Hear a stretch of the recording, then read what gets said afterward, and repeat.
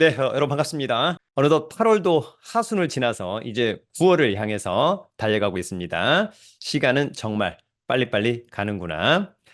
그런 가운데 최근 서울, 경기, 인천 아파트 시장 상당히 좋았습니다만 그럼에도 불구하고 지방은 좀 어렵고 아쉽더라. 그러한 가운데 최근 매수자 우위 지수가 가장 낮은 지역이 바로 여러분 제주도입니다. 그러나 개인적으로 봤을 때 제주도의 미래 가치는 저는 상당히 좋아 보인다. 그래서 오늘은 제주도에 특히 두 번 유찰된 근린주택, 근린상가, 연립주택 등 정말 매력적인 경매 물건 5건을 가지고 와 보았습니다. 오늘의 물건도 여러분 스스로 한번 필터링 잘 해보길 기대하고요.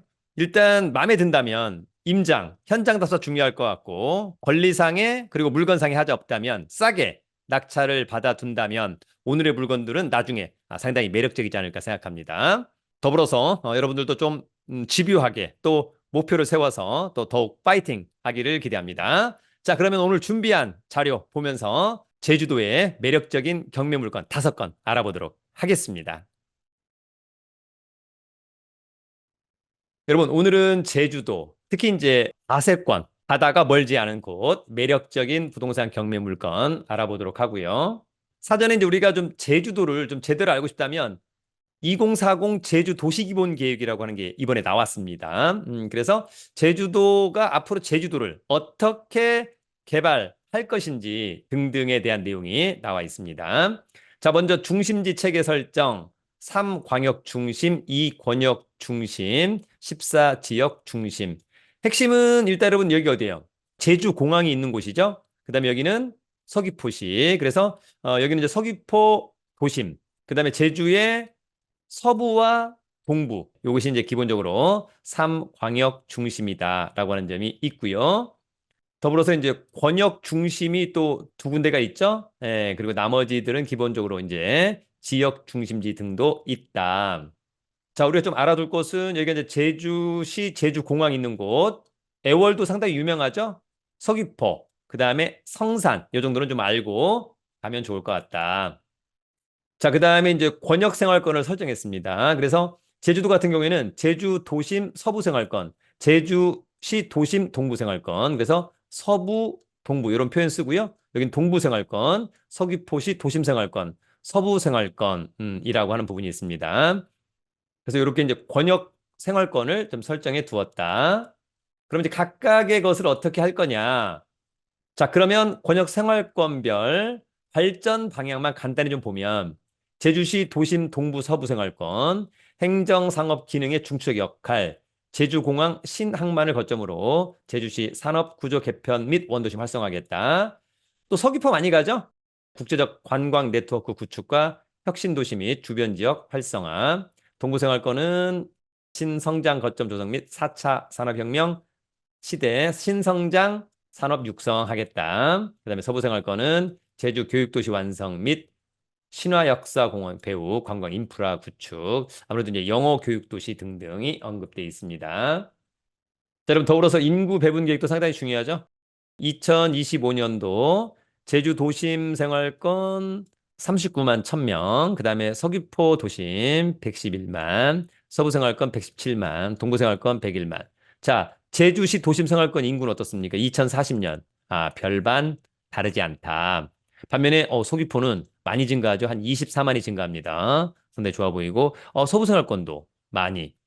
그래서 자, 기본적으로 제주도는 앞으로 제주 도심 생활권은 인구 변화가 별로 없습니다. 반면에 서귀포 도심 서부 생활권, 동부 생활권은 글쎄요, 2025년도 대비 거의 한 20% 넘게 인구가 증가한다. 그래서 앞으로의 미래 가치는 여기에 더 있지 않느냐. 이렇게 볼 수도 있을 것 같습니다.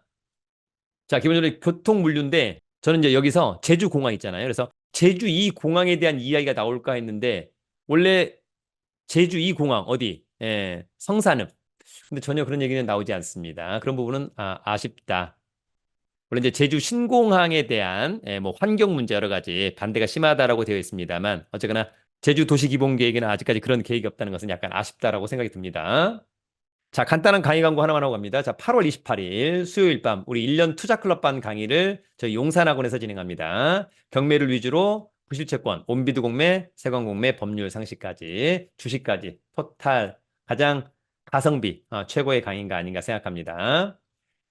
자세한 강의 공지와 신청 방법은 저희 네이버 카페 설춘한 캠퍼스 강의 공지란을 참고해 주기 바랍니다.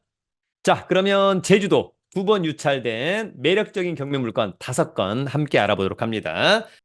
자, 오늘 5개 중에 여러분의 원픽은 무엇일까요? 댓글로 남겨주면 더욱 감사할 것 같고 좋아요도 눌러주면 땡큐베리 감사해요, 여러분. 여러분 오늘 첫 번째 경매 물건은요. 서귀포시 근린 상가입니다. 자, 이 물건은 제주 서귀포시 안덕면 사계리에 있는 근린 상가입니다. 토지 면적이 95.89. 오, 상당히 크죠? 예. 건물 면적은 뭐 거의 없다. 지금은 사실상 뭐 거의 나대지가 아닌가. 새로 이제 건물을 지어야 될 것으로 보이고요. 감정가는 8억 2,700 대충. 한번 유찰된 5억 7,900은 일단 직관적으로는 싸 보인다. 빚이 많아서 경매가 취하 내지는 취소되기는 어렵다. 관심 있다면 10월 8일 날 신분증 도장, 입찰 보증금 가지고 제주지방법원에 가서 입찰하면 될 것 같고요. 하나의 사건에 두 개의 물건이 있기 때문에 입찰표 쓸 때 사건 번호 외에 물건 번호 1 또는 2를 반드시 기재를 해야 됩니다. 자, 이 물건은 계획관리 지역에 있는 대지, 그 다음에 건물이 있고요. 이 사건 말소기준 권리 근저당권, 낙찰자가 낙찰받고 돈 내면 모두 소멸합니다. 자, 여러분, 이 근린상가는 바로 바닷가 바로 앞에 있습니다. 예, 그래서 상당히 뭔가 좀 하면 상당히 매력적이지 않을까? 그런 생각이 듭니다. 입지는 저는 개인적으로 상당히 좋아 보인다. 자, 권리 분석은 매각물건 명세서 이 사건 말소 기준 권리. 특별히 또한 임차인 없고요. 뭐 요거는 뭐 특별히 그렇게 커멘트 문제가 될 것 같지는 않습니다. 역시 임장이 중요할 것으로 보입니다. 여러분 오늘 두 번째 경매 물건은 서귀포시의 근린주택입니다. 자, 이 물건은 제주 서귀포시 대포동의 근린주택. 두 번 유찰돼서 거의 반값입니다. 상당히 매력적이라고 보여지고요. 토지 면적은 421평. 큽니다. 건물. 자, 깔끔해 보이는데요. 9월 24일 날 입찰기일. 자, 땅이 421평 상당히 크다. 자연녹지 지역. 예, 건물이 있기 때문에 일단 낙찰받으면 리모델링 정도 고민해 보면 어떨까. 자, 이 사건 말소기준 권리 제주은행의 근저당권. 낙찰자가 낙찰받고 돈 내면 모두 소멸하고요.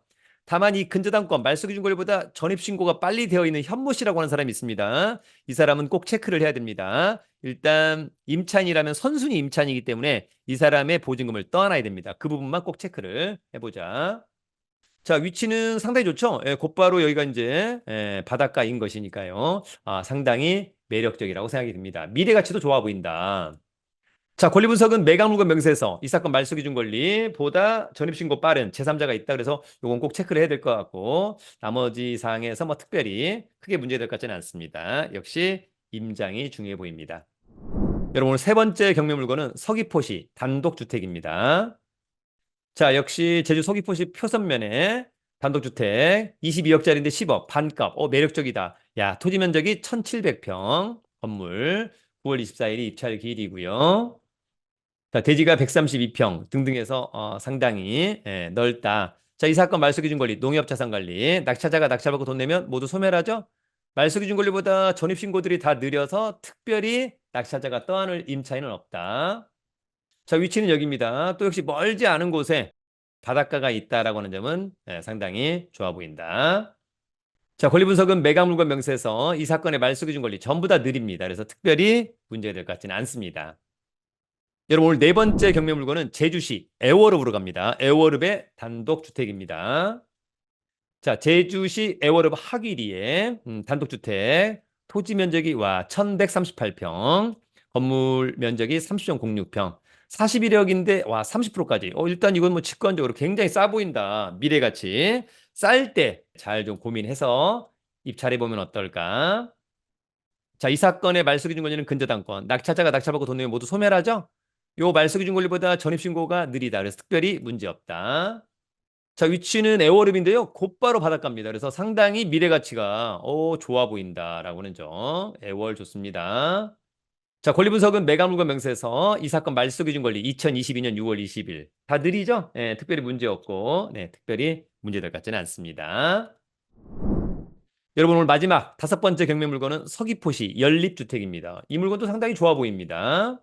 자, 제주 서귀포시 법한동에 디자인 뷰 4층에 위치한 연립주택. 전용이 22. 괜찮죠? 감정가 3억 4,300인데 반값 1억 6,800원 직관적으로 굉장히 싸 보입니다. 외관도 상당히 깔끔합니다. 자, 2020년산 4년차 신축 좋고 5층 중에 4층 좋다. 전용 좋고요. 이 사건 말소기준 권리, 낙찰자가 낙찰받고 돈 내면 모두 소멸하죠? 요 말소기준 권리보다 전입신고 느려서 특별히 문제 없을 것 같다. 자, 연립주택인데 곧바로 어떻습니까, 여러분? 바다가 보인다. 너무너무 매력적이다. 자, 이 사건 권리분석은 매각물건 명세서. 자, 이 사건 말소기준 권리. 전입신고 느리다, 문제 없다. 네, 특별히 문제 없어 보입니다. 여러분, 오늘은 앞으로 미래 가치가 상당히 좋다. 매력적인 제주도에 한 번, 대부분 두 번 유찰된 또 감정가 대비 30%대 근린상가, 근린주택, 단독주택, 연립주택 상당히 매력적이라고 생각합니다. 특히 최근에 제주도의 매수자 우위 지수가 낮았을 때 사람들이 좀 제주도는 좀 약간 애매한가 어려운가 이럴 때 오히려 싸게 낙찰받을 수 있는 저는 찬스가 아닌가 생각합니다. 따라서 여러분들 순발력 있는 임장, 그래서 물건상의 권리상의 하자 없다면, 그리고 바닷가도 보이는 상당히 매력적인 입지 싸게 낙찰받을 수 있다면 저는 굉장히 좋지 않을까. 이번 기회를 놓치지 않기를 기대합니다. 여러분, 유튜브는 경매 탈탈탈.